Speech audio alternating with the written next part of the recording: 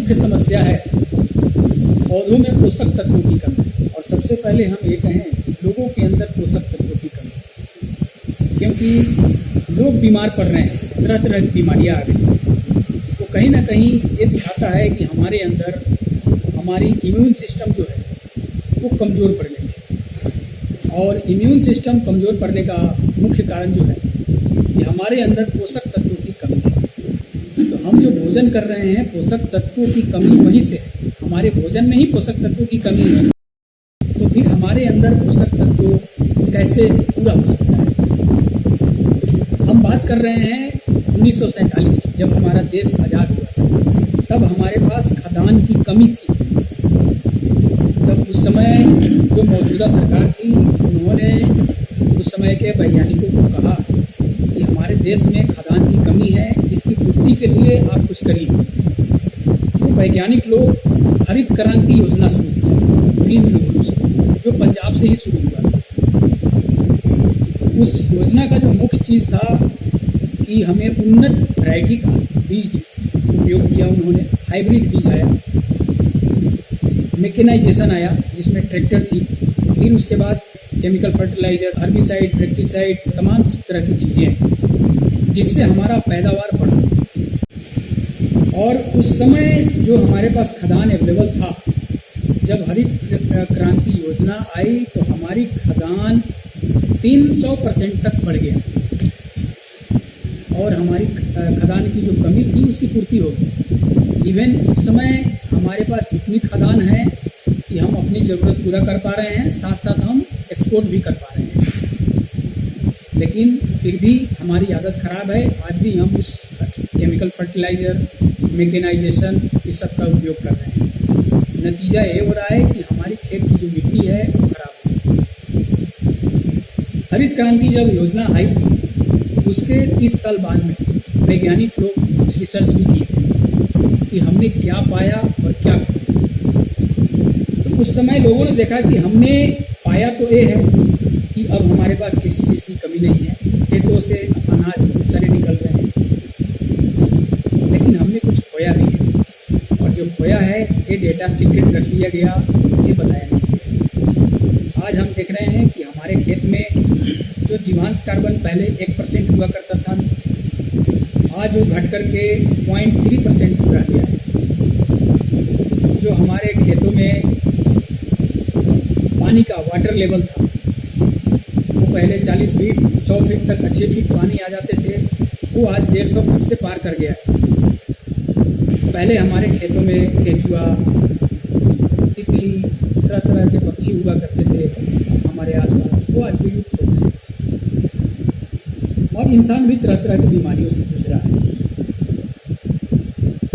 तो हमने इस पर देखा कि फिर सरकार भी कह रही है कि अब हमें प्राकृतिक खेती की तरफ लौटना पड़ेगा, तभी जो ये कमियां हैं उस हमें सुधार हो पाएगा उसमें। और इसके लिए ये आखिरी वक्त है। अगर हम आज ये सुधार नहीं किए, आज हमारे खेतों में 0.3% जीवांश कार्बन है, तो ये अगर घट के 0 हो गया तो फिर शायद हम इस मिट्टी को कभी ठीक नहीं कर पाएंगे। आज हमारे पास मौका है, हमें इसमें जो जीवांश कार्बन है, मिट्टी के अंदर जो जीवाणुओं की अपनी दुनिया है, हमें उसको फिर से बढ़ाना पड़ेगा। तरह तरह का केमिकल डालकर, पेस्टिसाइड डालकर जो हमने उसको उनकी संख्या कम कर दी, मार डाला, हमें उनका संवर्धन फिर से करना पड़ेगा। इन केमिकल फर्टिलाइज़र या उस हरित क्रांति में जो जो चीज़ हमने यूज़ किया था उस समय की भले ही वो ज़रूरत थी, लेकिन आज वो हमारी ज़रूरत नहीं है। तो हमें अपने आदतों को सुधारना पड़ेगा। हमें जीवाणुओं का संवर्धन करने के लिए मिट्टी को समझना होगा। मिट्टी के 3 गुण होते हैं, जैवीय गुण, भौतिक गुण और रासायनिक गुण। जैवीय गुण क्या है? मिट्टी में जीवाणुओं की दुनिया जो या तो गर्मी के कारण या पेस्टिसाइड के कारण वो मर गई, वो जीवाणु हमें खेत में संवर्धन करना पड़ेगा। दूसरा जो इसका फिजिकल प्रॉपर्टी है, मिट्टी जो खराब हो गया, मिट्टी का अपना एक रंग होता है, मिट्टी भुरभुरा होता है, वो खराब हो गया, उसे हमें ठीक करना पड़ेगा। मिट्टी में जो पानी रोकने की क्षमता होती है आज नहीं है, मिट्टी हार्ड हो गया, हमारा वाटर लेवल आज घट गया।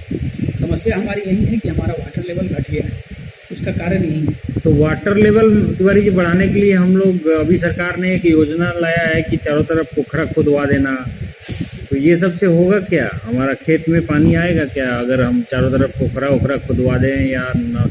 जी जी बिल्कुल बिल्कुल। देखिए, हम पोखरा खुदवाने की बात कर रहे हैं, मतलब कहीं ना कहीं हम रेन वाटर हार्वेस्टिंग की बात कर रहे हैं। हम पोखरा खुदवाएंगे, रेन वाटर जो है उसमें हमारा इकट्ठा होगा और वो वाटर लेवल को हमारे दुरुस्त करेगा। लेकिन क्या जब हमारा मिट्टी हार्ड होगा तो आपका रेन वाटर हार्वेस्टिंग सही आपका सफल हो पाएगा योजना? इस योजना को सफल करने के लिए आपको मिट्टी को तो ठीक करना ही पड़ेगा, क्योंकि असली चीज़ आपका मिट्टी ही है जहाँ से आपका भोजन आ रहा है। अच्छा। जहाँ से पौधों को भोजन मिल रहा है। हमें ये समझना पड़ेगा कि पौधे का भोजन क्या है। तो पौधों का जो भोजन है वो है जीव द्रव। हम जो खेतों में खाद डालते हैं या खेतों में जो गोबर डालते हैं वो पौधों का भोजन नहीं है। हम किसान खेतों में ट्रैक्टर भर के खाद डाल देते हैं, लेकिन अगर हमारे खेतों में जीवाणु नहीं होंगे, वो जीवाणु जो हम कार्बन डाल रहे हैं, कार्बनिक पदार्थ डाल रहे हैं, या जो फसल का अवशेष है वो उस जीवाणुओं का भोजन है। और वही जीवाणु जब उनका मृत शरीर खेतों में पड़ जाता है तो वो जो जीव द्रव होता है वो पौधों का भोजन है। तो हमें अपने खेतों में जीवाणुओं की संख्या तो बढ़ानी ही पड़ेगी। अगर हमारे खेतों में वो जीवाणु ही नहीं रहेंगे तो हम चाहे कितने भी गोबर का खाद डाल दें, कितने भी जैविक खाद डाल दें, कितने भी केमिकल फर्टिलाइजर डाल दें, वो हमारे पौधों को नहीं मिलेगी, क्योंकि वो उनका भोजन है। रासायनिक गुण की जो हम बात कर रहे थे, रासायनिक गुण वो पोषक तत्वों का बैलेंस है। हम भोजन करते हैं, हमारे भोजन में अगर जो हम मसाला डालते हैं या सारे मसाला, धनिया 100 ग्राम हम डाल दें, धनिया 100 ग्राम, हल्दी 100 ग्राम, गरम मसाला सब एक समान डाल दें, अधिक डाल दें, तो हमारे खाना में स्वाद नहीं आएगा। हमें अपने खाना का स्वाद अगर ठीक करना है तो उस सब का एक बैलेंस है। नमक की भी अपनी एक मात्रा है, उसी तरह से धरती में पोषक तत्वों का भी एक बैलेंस है। वो पोषक तत्व समान रूप से एक बैलेंस के रूप में अगर खेतों में नहीं होंगे तो उस पौधों में वो पोषक तत्वों की कमी और जो है उसकी पूर्ति नहीं होगी। फिर हमारे भोजन में भी वो पोषक तत्व, वो सारे पोषक तत्व नहीं आ पाएंगे और हम तरह तरह के रोगों से ग्रसित होते रहेंगे। तो हमें अपने रोग को ठीक करने के लिए हमें अपने पौधों में पोषक तत्वों की जो ज़रूरत है उसको ठीक करना होगा, और तभी हमें भी वो पोषक तत्व मिल पाएगा। अच्छा, बहुत बहुत धन्यवाद तिवारी जी, आपने ये इतना सुंदर ढंग से हमें इस जैवीय खेती के बारे में और इसके प्रॉब्लम के बारे में आपने समाधान दिया। इसके लिए बहुत बहुत धन्यवाद। और मैं चाहूँगा कि आप मेरे यहाँ आएँ और कुछ जो प्रॉब्लम है उसको हम लोग कैसे सुधारें, इसके बारे में आप थोड़ा सा अपना प्रकाश डालें। अगर आ करके तो हमारे खेत में, तो आप क्या आ सकते हैं हमारे यहाँ? जी, थैंक यू।